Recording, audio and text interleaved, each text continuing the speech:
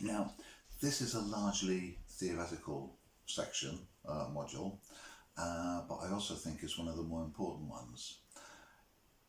A lot of high-grade martial artists who've been very good at kicks, very good at punches, and good at techniques, good at their kata forms, whatever you want to call them, have come unstuck in real-world situations when they've been confronted with an aggressor, because they're used to kind of like dealing with all the training sessions, but not necessarily used to dealing with real, raw, nasty, malevolent violence. When somebody's in front of them and really kind of threatening them and frothing at the mouth and being really nasty and effing and blinding, very often in martial arts we're not used to that. Okay, we think we're kind of, we think we're training for violence and we're kind of telling each other what we're going to do. We step back, well, block, say, Joe down, I'm going to come punch you in there. That's not the same. It's a very different feel to when somebody is actually threatening you and you know that you are in real physical danger. And a lot of high-grade martial artists have come apart under that pressure, understanding the adrenaline side of things and understanding the motivations of people when they're trying to attack you, and also understanding what type of violence you're likely to face depending on your age group and gender and so on. These things are all very important if you're really serious about your self-protection.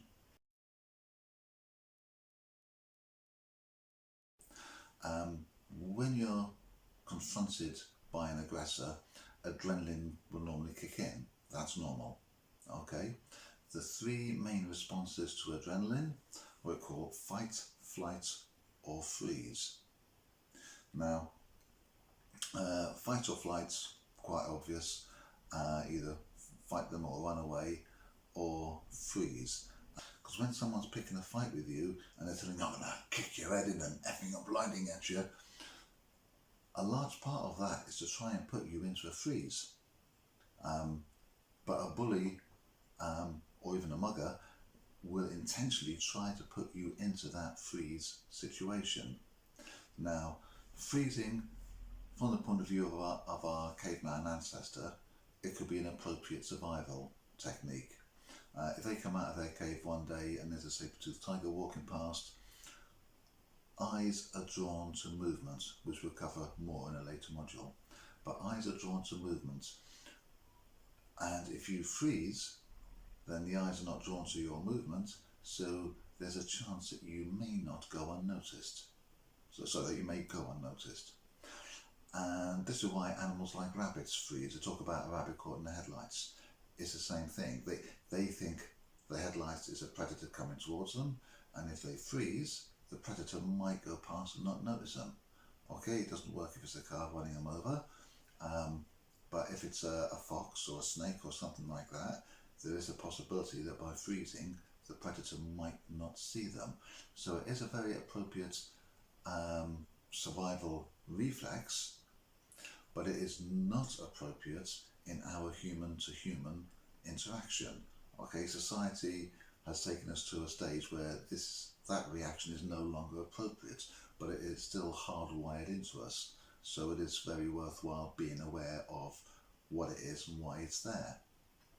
Okay, so just go through a few effects of adrenaline when the adrenaline kicks in. Okay, one of the things is blood, oxygen, a large amount of oxygenated blood go to your main muscle groups. Again, that's ready for the fight or flight, so you can either run or you can fight. But having lots of oxygenated blood in your main muscle groups puts you in a better situation for that. So you can have maximum speed or maximum strength to get you through the situation that you're in. This is why very often people shake. People talk about, oh, he's shaking with fear. It's not actually the fear that's making you shake, it's the preparation, the body's preparation for fight or flight. It's the large amount of oxygenated blood going into your muscle groups that make you shake. And again, very often it's the fear that kicks in the adrenaline, which results in the shaking, but it's not actually a negative thing. It's actually a good sign that your body is preparing itself for what it might have to do. Okay, one of the counter effects of that is as blood goes into your main muscle groups, so it goes away from your brain. So your brain tends to go by, what did I do last time I was in a similar situation? Okay, so it tends to go by experience. What did I do last time? Now, if last time you cowered and you kind of, oh, please don't hit me, there's a good chance that you'll do that again in a similar situation. If you was kind of like a bit more assertive, then hopefully you'll be assertive again. Sometimes people become aggressive because they don't know how to talk their way out of a situation, so they just get aggressive back and everything kind of escalates and you end up in a fight, which again is a negative result. But again, it's what experience did you have last time? Good chance you're likely to do the same thing again. Now, other side effects of adrenaline, the person might appear bigger than they actually are. Okay, that's quite a common one. You tend to get tunnel vision. Okay, so you tend not to see the things around you to the side. You tend to just focus on that person in front of you, and with that tunnel vision they will actually appear bigger. Now, because of that tunnel vision, if they've got a mate who's trying to sneak around the back of you to grab you or hit you from behind or whatever, then one of the negative things of adrenaline is you might not see that person going around because you're fixated on the person in front of you.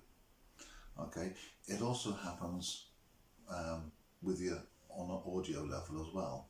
Your hearing, you are fixated on the person in front of you, so if you happen to have a friend or a family member behind you who's got your interests at heart, they may be kind of like shouting advice to you from behind and you may not hear it because you're fixated on this person in front of you, and all the kind of instructions or good advice coming from the side or from behind, you may not hear it, or you just kind of blank it out.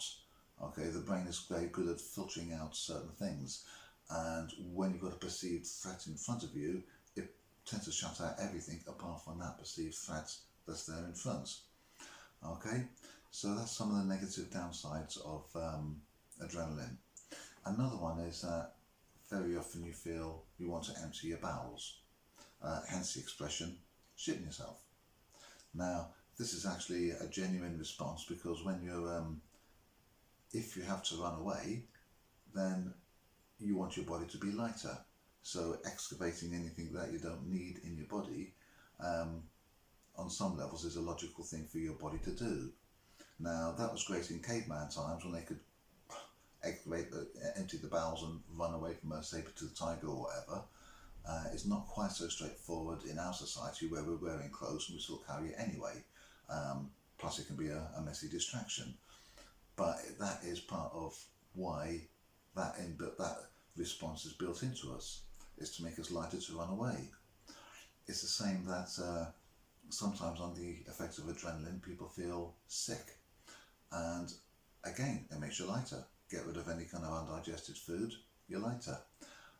Also, digestion takes a lot of energy.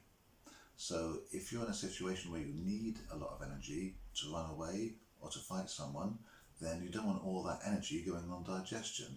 So again, side effects, fill it up, get rid of it, then your energy will be redirected to the place you need it, i.e. dealing with a threat that's in front of you rather than digesting food.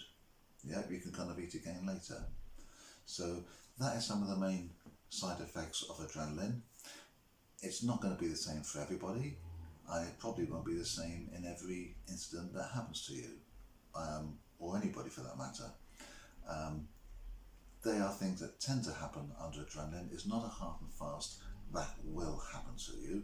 It's just that are some of the effects and some of the things that can happen to you when adrenaline hits your body in a large amount, when you're scared because you're confronted by an aggressor.